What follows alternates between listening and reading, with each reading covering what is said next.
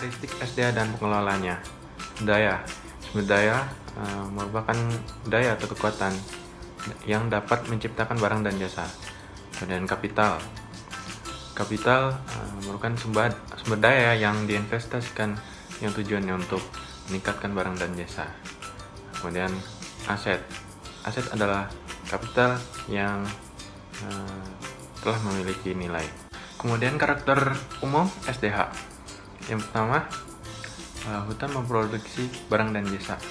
Yang kedua, manfaat seperti oksigen, penyimpanan air, tempat tinggal, dan sebagainya. Yang ketiga, hutan adalah sumber daya terbarukan. Yang keempat, memiliki daya tahan terhadap gangguan dari luar. Yang kelima, memiliki ambang batas daya dukung. Yang keenam, kerusakan yang parah akan bersifat tak terpulihkan.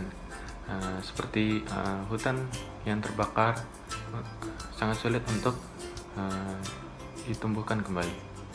Kemudian yang ketujuh, terdapat berbagai siklus alam. Contohnya siklus air, siklus nutrisi, dan siklus makanan dan energi. Kemudian yang ke-8, setiap biodiversity pada tingkat tertentu, spesies, populasi, dan ekosistem memiliki karakteristik masing-masing, sehingga tercipta karakteristik yang kompleks. Kemudian karakteristik SDA ada dua, dapat diperbaharui dan tidak dapat diperbaharui. Diperbarui sebagai stok aset dan flows. Kemudian yang tidak dapat diperbarui hanya stok dan aset. Kemudian permasalahan sumber daya hutan. Sekitar 70% daratan di Indonesia bukan hutan yang dikelola negara. Banyak sekali sumber daya alam di sana. Tetapi kenapa masyarakat masih miskin? Itu sebuah pertanyaan. Kemudian semakin rusaknya kondisi lingkungan hidup. Contohnya seperti karhutla yang asapnya itu mengganggu banjir, kekeringan, tanah longsor, dan lain sebagainya. Kemudian nggak hanya bencana, konflik-konflik bertambah seperti konflik-konflik agraria dan lain sebagainya. Nah, selanjutnya yaitu membahas kebijakan dalam pengelolaan sumber daya alam. Pengelolaan sumber daya hutan secara lestari dan berkelanjutan merupakan kewajiban bagi bangsa Indonesia untuk menjawab amanat dalam pasal 33 ayat 3 Undang-Undang Dasar 1945 yang berisi bumi, air, dan kekayaan alam yang tergantung di dalam itu dikuasai oleh negara dan dipergunakan sebesar-besarnya kemakmuran rakyat. Kebijakan yang mengatur sumber daya hutan ini bersumber dari berbagai instansi yang memiliki kepentingan masing-masing. Undang-undang adalah sebagai peraturan pedoman yang berkaitan dengan sumber daya hutan, pengurusan hutan, yaitu contoh Undang-Undang Nomor 41 Tahun 1999 tentang kehutanan yang melibatkan perencanaan, pengawasan, pengolahan, litbang, litbang.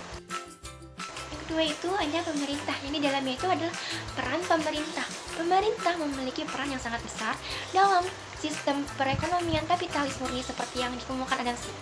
Pemerintah itu memiliki fungsi, yaitu untuk memelihara keamanan dalam negeri dan pertahanan. Kedua, menyelenggarakan peradilan.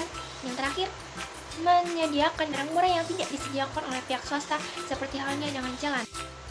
Peran pemerintah dapat diklasifikasikan dalam 3 golongan besar, yaitu peranan alokasi, peran distribusi, dan peranan stabilisasi. Nah, peranan alokasi ini menyediakan barang yang tidak disediakan oleh sektor swasta. Barang dan jasa yang tidak dapat disediakan oleh pasar ini disebut barang publik. Yang kedua tadi kan peranan distribusi. Nah, distribusi ini mendapatkan tergantung dari pemilikan faktor-faktor produksi pemerintah dan penawaran faktor produksi, sistem warisan, dan kemampuan memperoleh pendapatan. Dan yang terakhir adalah peran stabilisasi. Perekonomian yang sepenuhnya diserahkan ke vektor swasta akan sangat peka terhadap goncangan keadaan yang akan menimbulkan pengangguran dan inflasi. Untuk yang 2B adalah instrumen yang digunakan pemerintahan, dibagi menjadi 3, yaitu instrumen ekonomi yang bertujuan untuk mendorong dan menciptakan produktivitas, efisiensi, dan keadilan ekonomi. Yang kedua adalah instrumen regulasi yang bertujuan untuk mengatur perilaku masyarakat. Dan yang ketiga adalah instrumen informasi yang bertujuan untuk mendorong masyarakat berbuat dan berperilaku ke arah yang lebih baik.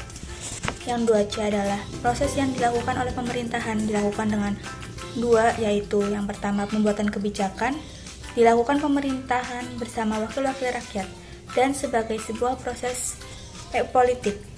Yang kedua adalah implementasi kebijakan, yaitu sebagai kegiatan birokrasi, dilakukan oleh aparatur pemerintah atau negara, dan timbul masalah akibat masalah-masalah birokrasi. Hak dan batas jurisdiksi. Yang pertama adalah hak akses dan memanfaatkan sumber daya alam. Yang kedua, hak mengatur pengelola sumber daya alam. Yang ketiga, hak menentukan individu atau pihak yang ikut serta memanfaatkan sumber daya alam. Dan yang terakhir adalah hak mengubah status dan fungsi sumber daya alam. Peran masyarakat di dalam pengelolaan hutan itu membutuhkan asas just and sustainable yield principle. Maksudnya adalah asas berkeadilan dan berkelanjutan dalam pengelolaan hutan. Di dalam asas ini melibatkan masyarakat sebagai subjek utamanya karena masyarakat berada di urutan tertinggi dalam sistem desentralisasi. Tujuan pelibatan masyarakat adalah supaya masyarakat mempunyai rasa memiliki dan rasa tanggung jawab terhadap hutan itu sendiri atau disebut dengan sense of belonging. Kelembagaan dan aturan dalam masyarakat. Dengan adanya partisipasi masyarakat, maka akan terbentuk suatu lembaga dan aturan di dalamnya. Contohnya itu seperti lembaga masyarakat pemerhati hutan.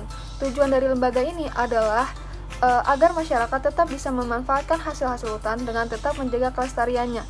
Dan juga dengan adanya aturan dalam masyarakat memungkinkan adanya pengawasan dan keseimbangan dalam proses pengelolaan sumber daya agar mendorong masyarakat untuk tetap lebih bertanggung jawab dan patuh dalam proses kebijakan.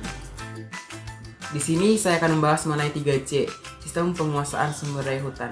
Penguasaan sumber daya hutan menempatkan pemerintah daerah hanya sebagai pelaksana teknis dan administrasi yang dirumuskan oleh pemerintah pusat dan di bawah kontrol Departemen Kehutanan. Persoalan dan potensi sumber daya alam di daerah tidak dapat mengembang secara alternatif. Kebijakan yang sesuai dengan kondisi sosial, ekonomi, dan budaya lokal. Kebijakan dapat mengakibatkan terjadinya konflik dengan masyarakat atas pengelolaan sumber daya hutan yang semakin menguat dan berlarut-larut.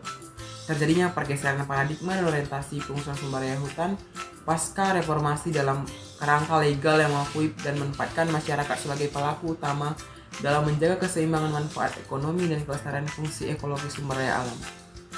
Kebijakan sistem penguasaan dan pengusahaan lahan di dalam maupun di sekitar kawasan yang dilakukan pemerintah diharapkan dapat memberikan jalan keluar terhadap pemecahan masalah pengelolaan kawasan hutan melalui kultur sosio-ekologis.